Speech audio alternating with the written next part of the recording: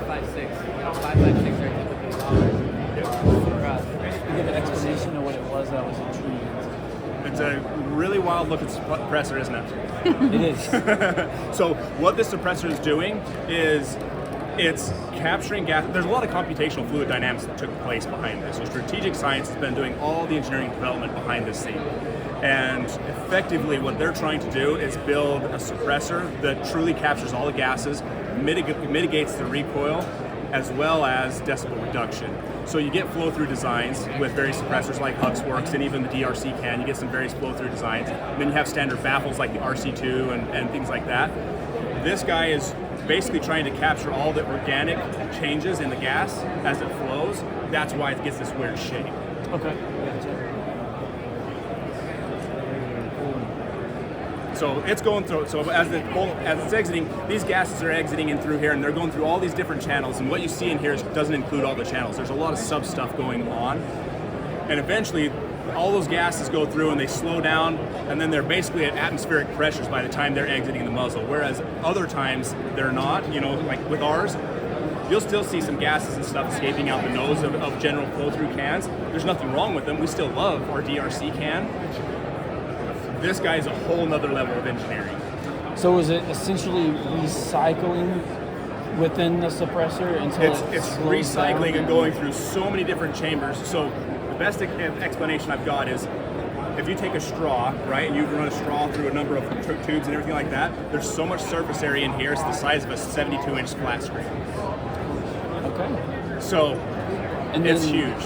And then this outer piece clips on? It does. So this just enhances the signature reduction as well as recoil reduction and gas flow. Okay. So you'll get better suppression. Obviously, the more volume you can allow the gases to expand into, the better. That's always going to be the case. And so, but if you're a guy that's running CQB, or you're one of those guys kicking indoors and stuff like that, maybe that extra inch and a half you don't need it, and so you're just running something short. So this would be more like your long range ELR exactly type situation. Yep. So we put the extra one on there because it's configured for a DMR, and that's kind of where we're at. But if you had like a little 14.5 or a 10.5 inch barrel, you'd probably want to run the shorter suppressor. You're not going to maximize your recoil reduction and your suppression, but you're still going to be a whole lot better than a lot of stuff that's out there on the market. Yeah. How long did it take to come up with this thing? The guy I know that's been doing this, he's been in development of this for a lot of years. Lots of computations, lots of trial and error. The first can he showed me is different than this one by quite a bit, and he's just refined that design based on what the gases are doing. Okay, I see. So this is 100%, but like our beautiful can, there's engineering behind it, and we love this can. But there's also cosmetics to this thing. This is 100% engineering, and then letting the cosmetics being driven by the engineering. You can tell. And you can tell. And the cool thing is it's so unique. I've never seen anything really remotely close to it. I've seen some shotgun ones that are like half a circle, and you get an odd shape to it. Yeah. But nothing remotely like that whatsoever. Yeah. So I saw a clip of it somewhere, and I'm like, so as soon as I saw it, I was like, I gotta go find it. Oh, for sure. Very cool. Awesome. Yeah. Casey? Yep. Appreciate it. Thank you. Thank you.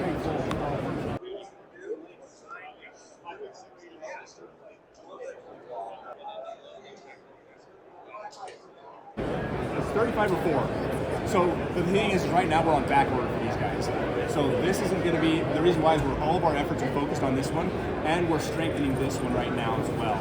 So one of the things that we find out is, it's fine to test on the bolt action, but as soon as you put it on semi-autos and stuff like that, we want to enhance some things, that way it meets to our higher levels of quality. And so we're going to take a lot of the stuff that we've done with our destructive tests here on rapid fires with 5.56, and we're integrating that into here.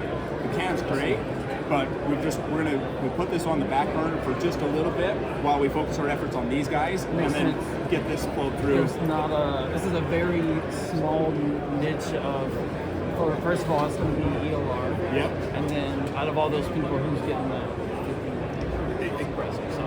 Exactly. And so we want to make sure this is configured and set up for guys that are running bolt actions and guys that are running the 107. and basically set it up for that. And but right now, efforts are focused on these guys for sure. Is this 3D printed? It is. Okay. So what are we seeing as far as like the 3D printing goes, since that's a new technology as far as printing up over time versus welded baffles and typical steel? So we've run this guy. We did basically like the SOCOM type torture tests on this guy, and we have not had an issue with this can running through exorbitant amounts of rounds and just torturing the heck out of this one. The designs of these cans and the 3D printing, I haven't had really anything negative to say on it. Eventually, what does happen is you get carbon buildup, right? With the 3D print material, you don't really want to do an ultrasonic cleaning on it because one, it doesn't do as get into the pores as well. Even though you think it would, it doesn't actually do it justice. We find it better just to soak it in a pore solvent and just let it erode that carbon buildup over time, and then just kind of rinse it off with some, water and go to town there. With 3D prints and anything else that's all fused together, cleaning becomes a little bit of a concern. But most often we've run one.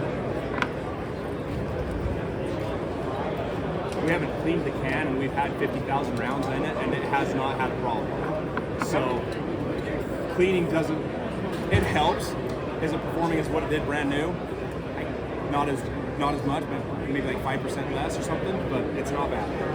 So have you done any kind of chemical testing on it? So I've recently found that CLR is working with it. So we did do some CLR. Dave's the one that ran the test, and I don't remember his results on the CLR, but bore solvents and effectively a CLR works the best. All this other stuff didn't really clean out the suppressor as well. But there was no damage to the internal parts. No. A guy cut up a piece of inch of his barrel, just soaked it in CLR, 5 hours, 10 hours, 20 hours, where this is in Canal, it's the high nickel content, so we didn't see any issues. I'll double check with Dave on that, but I don't remember him saying that he had issues because he said the bore solvent and CLR were the best ones. So bore solvent was definitely the top notch cleaner, and we did take and section our thing on there. Okay. Yep. Thank you so much. Yeah. I appreciate it. Yeah, you bet.